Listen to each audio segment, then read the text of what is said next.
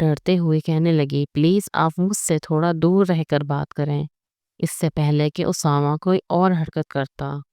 جب اسے قدموں کی آہٹ سنائی دی تو فوراً ہی اس سے دور ہو کر پیچھے چیئر پر بیٹھ چکا تھا۔ اتنے میں ارحم کچن میں داخل ہوا اور مسکراتے ہوئے سامنے کھڑی کسیا کی طرف دیکھنے لگا۔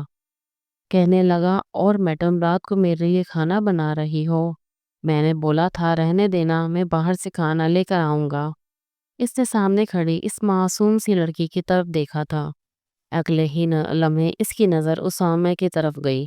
وہ کہنے لگا، اوئے تو آدھی رات کو یہاں پر کیا کر رہا ہے؟ دیکھ اپنے ہونے والی بھابھی کو یوں تنگ مت کیا کر، مجھے پتا ہے تو یہاں چائے پینے کے لیے بیٹھا ہوا ہوگا۔ وہ کسیا کی طرف دیکھنے لگا۔ کسیا کے چہرے پہ چھائی ہوئی گھبراہٹ دیکھ کر اسے عجیب لگا تھا۔ وہ دھیرے سے چلتا ہوا اس کے پاس آیا۔ اس نے اسامہ کا بھی لحاظ نہیں کیا۔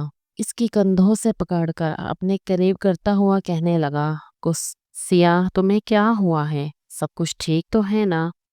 اس نے عصابت میں سر ہلا دیا اور کہنے لگی، میں بہت زیادہ تھک چکی ہوں، آپ کھانا کھا لیجیے گا، میں اپنے کمرے میں جا رہی ہوں۔ یہ کہہ کر اس نے ایک دفعہ پھر ارحم کی طرف نہیں دیکھا تھا، اپنے کمرے میں آ گئی۔ بار بار اسے اسامہ کی گئی حرکت یاد آ رہی تھی۔ وہ اپنے کمرے میں آ کر بالکل خاموش سے بیڈ پر بیٹھی ہوئی تھی۔ جب کمرے کا دروازہ کھلا اور ارحم کمرے میں داخل ہوا، سامنے یوں اداس سی کسیا کو دیکھ کر وہ پریشان ہو چکا تھا۔ وہ کبھی بھی اداس نہیں ہوتی تھی۔ ارحم کو دیکھتے ہی وہ تو بہت زیادہ خوش ہو جاتی تھی، اور ارحم آیا بھی ہفتے بعد تھا، اس کے پاس بھی نہیں بیٹھی اور یوں اپنے کمرے میں آ کر بند ہو گئی تھی۔ ارحم کمرے کا دروازہ بند کرتا ہوا اس کے سامنے آ کر بیٹھ گیا۔ کہنے لگا، کسیا کیا ہوا ہے؟ ایسے تم کیوں آ گئی تھی؟ سب کچھ ٹھیک تو ہے نا؟ مجھے تم کچھ پریشان لگ رہی ہو، ماما نے کچھ کہا ہے؟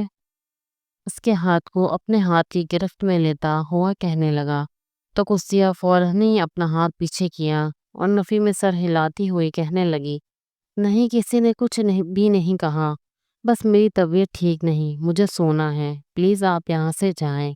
یہ کہہ کر وہ لیٹنے لگی تھی۔ ارحم نے جھک کر اس کی پیشانی پر بوسہ دیا اور کمرے سے باہر چلا گیا۔ اس کی اس حرکت پر تڑپ اٹھی تھی، لیکن وہ کمرے سے باہر جا چکا تھا اور کسیا کو بہت عجیب محسوس ہو رہا تھا۔ آج سے پہلے کبھی کسی نے اس کے ساتھ ایسی حرکت نہیں کی تھی جیسی آج اسامہ نے کی تھی۔ وہ جا کر ابھی ارحم کو نہیں بتا سکتی تھی۔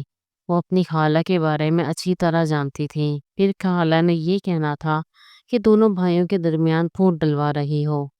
وہ اداسی کے عالم میں بیٹھی ہوئی تھی۔ اسے کہیں بھی چین نہیں مل رہا تھا۔ تھوڑی دیر بعد وہ کمرے سے باہر آئی اور ارحم کی کمرے کی طرف چلی گئی۔ اسے اپنے کمرے میں دیکھ کر وہ پریشان ہو گیا۔ کہنے لگا، کسیا کیا ہوا ہے؟ سب ٹھیک تو ہے نا؟ کسیا نے نفی میں سر ہلایا اور اس کے پاس آ کر بیڈ پہ بیٹھ گئی۔ اس کے کندھے سے سر ٹکائے آنکھیں موند چکی تھی۔ آج سے پہلے اس نے کبھی ایسی حرکت نہیں کی تھی۔ اب ارحم کو پریشانی بن گئی تھی۔ اسے معلوم تھا کہ ضرور کوئی مسئلہ ہے، کوئی پرابلم ہے۔ ارحم نے اس کے گرد بازو حائل کر لیا اور کہنے لگا، مجھے بتاؤ نا، کسی نے کچھ کہا ہے کیا؟ دیکھو مجھے بہت پریشانی ہو رہی ہے۔ وہ کہنے لگی، کچھ نہیں، بس بہت زیادہ ڈر لگ رہا تھا۔ وہ کہنے لگا، ڈرنے والی عادت ابھی تک تمہاری نہیں گئی، چلو شاباش، پریشان ہونے کی بالکل ضرورت نہیں، میں آ گیا ہوں نا۔ کافی دیر تک اس کے ساتھ باتیں کرنے کے بعد وہ کمرے سے باہر آ چکی تھی۔ ابھی بھی کوئی نفرت بھری نگاہوں سے اسے ارحم کے کمرے سے نکلتا ہوا دیکھ رہا تھا۔ اسامہ سے بہت زیادہ خوف آنے لگ گیا تھا۔ اسامہ نے بہت عجیب حرکت کی تھی۔ ہمیشہ ہی اسے اسامہ کی عجیب سی نگاہیں محسوس ہوتی تھی، لیکن جس طرح وہ رات کو اسامہ اس کے قریب آیا تھا وہ پریشان ہوئی تھی۔ اس نے ارحم کو بتانے کی بھی کوشش کی تھی لیکن نہیں بتا سکی۔ اس کے کمرے پہ یہ دروازے پہ دستک ہوئی۔ اس نے جا کر دروازہ کھولا تو سامنے ہی اسامہ کھڑا ہوا تھا۔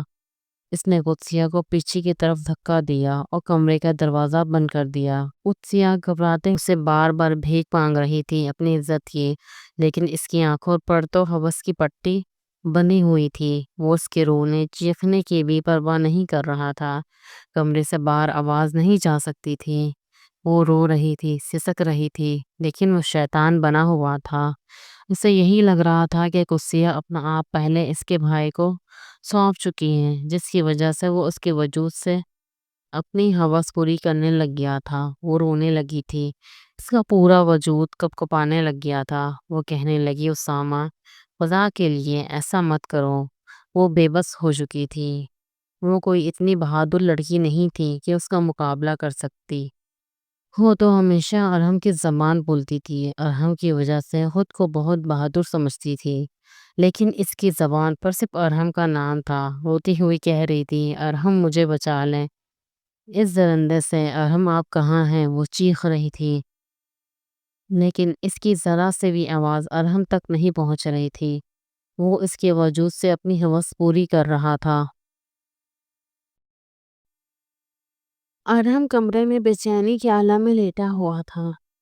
اسے نیند نہیں آ رہی تھی، حالانکہ وہ بہت زیادہ تھکا ہوا آیا تھا۔ جب بھی وہ بہت زیادہ کام سے تھکا جاتا تو آتے ہی سو جاتا تھا، لیکن آج اسے نیند نہیں آ رہی تھی۔ عجیب سی بے چینی بنی ہوئی تھی، دل بھی بہت زیادہ گھبرا رہا تھا۔ اسے ایسا محسوس ہو رہا تھا جیسا کچھ غلط ہونے والا ہو۔ آج اسے قدسیہ کا رویہ بھی بہت عجیب لگا تھا، حالانکہ وہ تو ہمیشہ اسے ہنستی مسکراتی ملتی تھی۔ ہمیشہ اسے کہتی تھی، ہم بہت جلد ایک ہو جائیں گے، آپ کی بیگم بہت جلد آپ کے پاس آ جائے گی۔ لیکن آج اس نے ایسی کوئی بات نہیں کی تھی، اس کے ساتھ کوئی مسئلہ تو تھا۔ اب ارحم نے سگریٹ سلگائی اور پینے لگا تھا۔ عجیب سا اسے محسوس ہو رہا تھا۔ کافی وقت گزرنے کے بعد وہ کمرے سے باہر نکلا اور قدسیہ کے کمرے کی طرف گیا۔ اس کمرے کا دروازہ بند تھا، لائٹ بھی آف ہو چکی تھی۔ وہ دروازے پہ دستک دینے لگا، لیکن اندر سے کسی قسم کی کوئی آواز نہیں آئی۔ اس نے ایک دفعہ بہت پیار سے پوچھا، قدسیہ تم سو چکی ہو؟ لیکن اندر سے کوئی آواز نہیں آئی۔ اس نے زیادہ پریشان ہو گیا، جلدی سے اپنے بازو میں اٹھایا اور لا کر اسے بیڈ پہ لیٹایا۔ اس کے ہاتھ پاؤں سلہانے لگا۔ ٹھنڈ بہت زیادہ بڑھ چکی تھی، اس کا پورا وجود بخار میں تپ رہا تھا۔ اس کی بیوی تھی، اس کی نکاح میں تھی، اس کی منقوہ تھی، اس کے باوجود بھی کبھی وہ اس کے کمرے میں کیوں نہیں آیا تھا؟ ہمیشہ وہی اس کے کمرے میں آتی تھی، لیکن آج وہ بہت زیادہ بے چین تھا۔ تبھی اس کے کمرے میں آیا اور اس کی یہ حالت دیکھ کر وہ مزید پریشان ہو گیا۔ اسے کافی دیر تک ہوش نہیں آئی تھی۔ وہ اسی کے پاس بیٹھا رہا تھا، اس کے ہاتھ کو اپنے ہاتھ کے گرفت میں لیا ہوا تھا۔ صبح ہو چکی تھی۔ قدسیہ کے کمرے کا دروازہ کھلا تو سامنے ہی ارحم کی ماما کھڑی ہوئی تھی۔ اسے قدسیہ کے کمرے میں دیکھ کر ان کے ماتھے پر بل پڑے۔ وہ کہنے لگی، تم اس کے کمرے میں کیا کر رہے ہو؟ اپنی ماما کی بات سن کر وہ کہنے لگا، نہیں، میں فجر کے ٹائم آیا تھا، اس کی طبیعت ٹھیک نہیں تھی، جائے نماز پر بے ہوش پڑی ہوئی تھی، تو اس وجہ سے پھر میں اسی کے پاس رک گیا تھا، ابھی تک ہوش نہیں آئی۔ انہیں اپنی بھانجی سے بہت زیادہ محبت تھی۔ وہ کہنے لگی، پھر پاگل ہو گئے ہو کیا؟ تم ابھی تک اسے ہاسپٹل کیوں نہیں لے کے گئی؟ شاباش، چلو جاؤ اسے ہاسپٹل لے کے جاؤ، دیکھو تو سب سے بچے بخار میں تپ رہی ہیں، تمہیں ذرا بھی احساس نہیں ہے؟ وہ غصے میں بولے جا رہی تھی۔ کہنے لگا، مما کیا ہو گیا؟ میں لے کر جاتا ہوں اسے ہاسپٹل، کیوں پریشان ہو رہی ہیں؟ اسے اپنے بازو میں اٹھایا اور لے کر اسے ہاسپٹل کی طرف جانے لگا۔ اسامہ نے اپنی مما سے پوچھا، مما اس سے کیا ہوا ہے؟ بھائی کہاں لے کے جا رہے ہیں؟ فریہ بیگم کہنے لگی، بیٹا اس کی طبیعت بہت زیادہ خراب ہو گئی ہے، بے ہوش ہو گئی تھی، بہت زیادہ بچی بخار میں تپ رہی ہے، اور تمہارے بھائی کو تو کوئی ہوش ہی نہیں ہے، اس کے پاس بیٹھا ہوا تھا، ایسا نہیں کر رہا تھا کہ اسے لے کے ہاسپٹل چلا جاؤ۔ وہ اپنی مما کی طرف دیکھتا ہوا کہنے لگا، وہ اچھا بخار ہوگا، چلے اماں، ویسے مجھے یہ آپ کی بھانجی کی کوئی کرتوت اچھے نہیں لگتے ہیں، بہت عجیب قسم کی ہیں، آدھی رات کو کمرے سے باہر نکلی ہوئی تھی، لان میں گھوم پھر رہی تھی، دھیان رکھا کریں اس کا۔ اسامہ کی بات سن کر وہ غصے میں کہنے لگی، دیکھو میری بھانجی کے بارے میں فضول قسم کی بات مت کرو۔ ہم، ہم، تمہیں پتا ہے کہ وہ ارحم سے کتنی محبت کرتی ہیں، اس کی منقوہ ہے۔ اسامہ کو بار بار اپنی رات والی حرکت یاد آ رہی تھی۔ اسے ایسا نہیں کرنا چاہیے تھا، اس نے بہت غلط کیا تھا، ڈاکٹر چیک اپ کرنے کے بعد کہنے لگی، دیکھا ہے زیادہ پریشانی والی بات نہیں ہے، بس انہیں ٹھنڈ لگی ہے جس کی وجہ سے ایسے بخار ہو گیا ہے۔ اور ہم نے اصابت میں سر ہلا دیا، اسے ڈرپ لگی ہوئی تھی، وہ بہت زیادہ کمزور بھی لگ رہی تھی، اور ہم نے اس کے ہاتھ کو اپنے ہاتھ کی گرفت میں لیا ہوا تھا۔ اگلے ہی لمحے اس کے ہاتھ کو اپنے لبوں سے لگایا تھا تو اس کی آنکھ کھل چکی تھی، وہ ہم کی طرف دیکھے جا رہی تھی۔ ابھی بھی اس کی آنکھوں کے سامنے رات والا منظر گھومے جا رہا تھا، اس کی آنکھوں میں سے یوں روتا دیکھ کر ارحم نے کہا، قدسیہ کیا ہو گیا ہے؟ رات تک تو تم بالکل ٹھیک تھی، ایسے اچانک سے کیسے بخار ہو گیا؟ رات کو کیا میں آیا تو کچن کی لائٹ بند تھی، وہاں پر بھی کوئی نہیں تھا۔ وہ قدسیہ کے کمرے کی طرف گیا، اس نے جا کے اس کے کمرے کا دروازہ کھولا تو دروازہ لاک تھا، اسے نہیں کھلا۔ اس نے دروازے پر دستک دی تو کچھ قدسیہ نے دروازہ کھولا، عجیب سی عادت میں اس کے سامنے کھڑی ہوئی تھی، بکھرے ہوئے بال، آنکھوں کے گرد سیاہ حلقے تھے۔ پچھلے 1 مہینے سے اس نے اپنی ایسا حالت بنائی ہوئی تھی اور وہ پریشان ہو گیا، کہنے لگا، قدسیہ کیا ہوا ہے؟ سب کچھ ٹھیک تو ہے نا؟ ایگزام کی اتنی زیادہ تم نے ٹینشن لی ہوئی ہے، دیکھو تمہارے ایگزامز ہو رہے ہیں، اس کے باوجود کیسی تم نے حالت بنائی ہوئی ہے، نہ تو تم فریش لگ رہی ہو، کیا ہوا ہے؟ وہ سکندر سے وہ اس کو اندر سے پکڑ کر واپس کمرے میں لا کر بٹھا چکا تھا۔ وہ کہنے لگی، پلیز ارحم، میں آپ کے قابل نہیں ہوں، آپ مجھ سے دور رہیں، مجھے آپ کے ساتھ شادی بھی نہیں کرنی، پلیز آپ مجھے طلاق دیں، میں واپس اپنے گاؤں جانا چاہتی ہوں، میں دوبارہ یہاں پر نہیں آنا چاہتی۔ آج اس نے ہمت کر کے یہ بات بول ہی دی تھی، کیونکہ وہ خود کو پچھلے کتنے دنوں سے اس قابل نہیں سمجھ رہی تھی کہ وہ ارحم کی زندگی میں شامل ہو جائے۔ ہم بہت اچھا تھا، وہ کہنے لگا، کیا ہوا ہے؟ ارحم بہت اچھا تھا، وہ کہنے لگا، کیا ہوا ہے؟ قدسیہ، سب کچھ ٹھیک تو ہے نا؟ ایسی باتیں کیوں کر رہی ہو؟ پاگل ہو گئی ہو کیا؟ تمہیں پتہ ہے ہم دونوں ایک دوسرے سے کتنی محبت کرتے ہیں، اور اس کے باوجود تم ایسی پاگلوں جیسی باتیں کر رہی ہو۔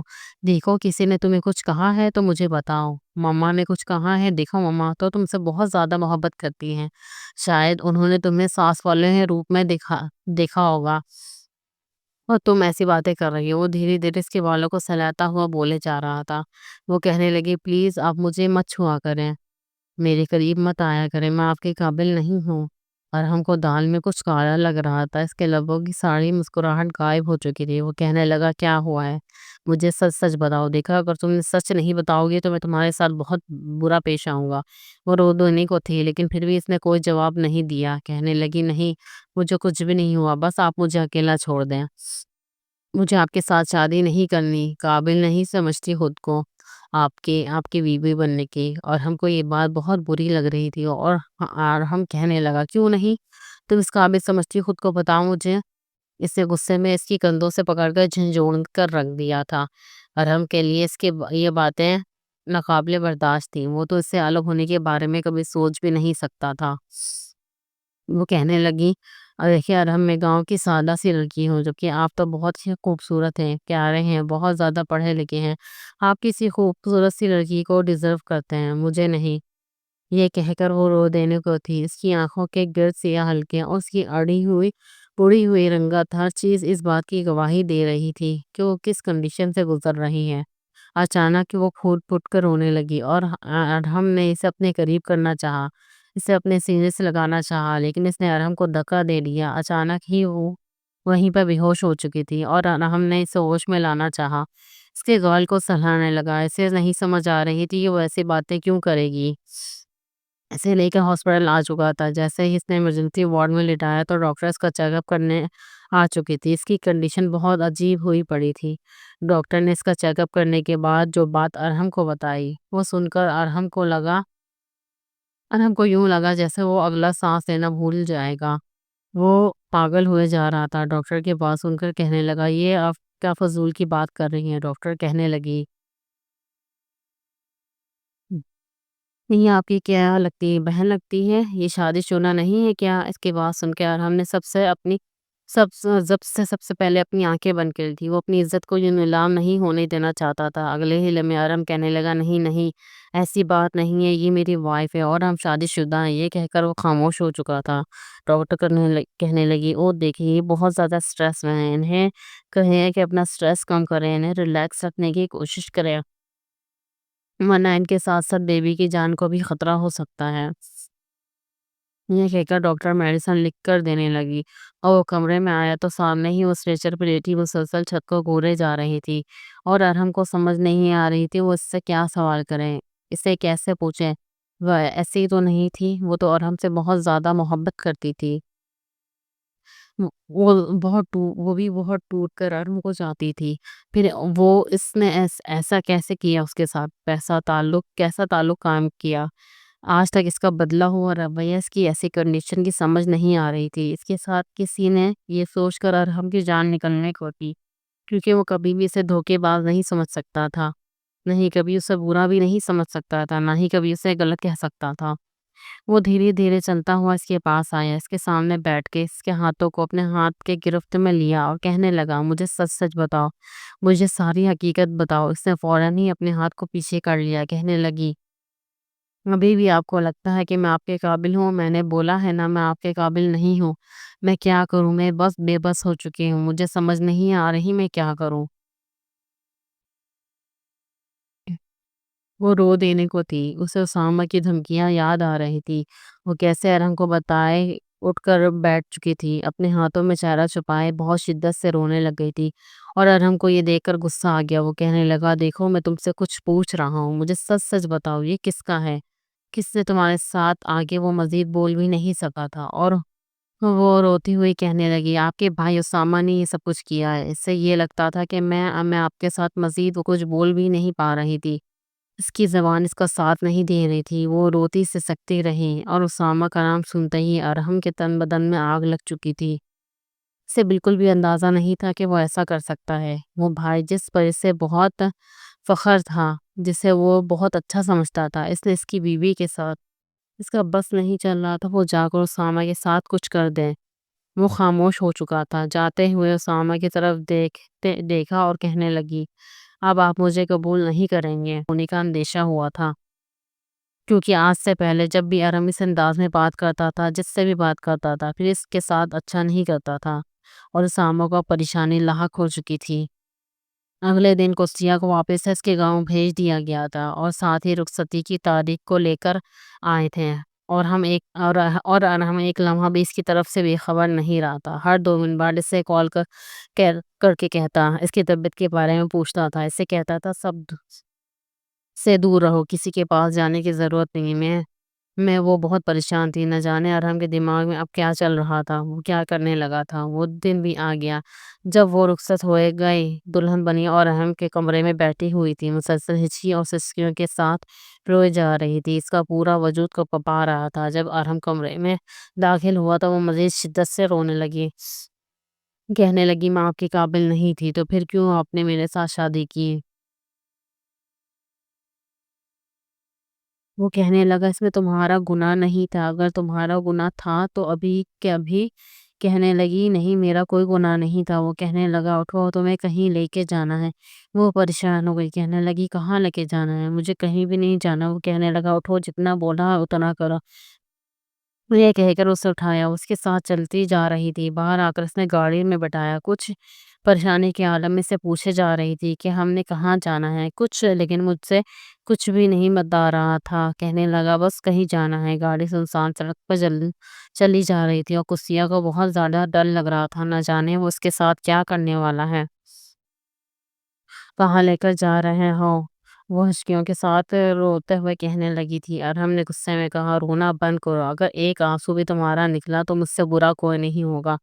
وہ اس عجیب سے سنسان علاقے میں لے کر آیا تھا، گاڑی سے نکالنے لگا۔ کسیا کا دل سوکھے پتے کے مانند لرزنے لگ گیا تھا، وہ بہت گھبرا رہی تھی۔ وہ اس کے بازو سے پکڑے اس عجیب سی حویلی کے اندر لے کر داخل ہوا تھا، اسے ہاتھ سے پکڑے ہوئے اسے ایک کمرے کی طرف لے کر آیا، جہاں سامنے ہی رسیوں کے ساتھ اسامہ کو باندھا گیا تھا۔ اس نے ایک پسٹل کسیا کے ہاتھ میں پکڑائی تھی اور کہنے لگا، یہ لو، اور آج اپنے مجرم سے بدلہ لے لو۔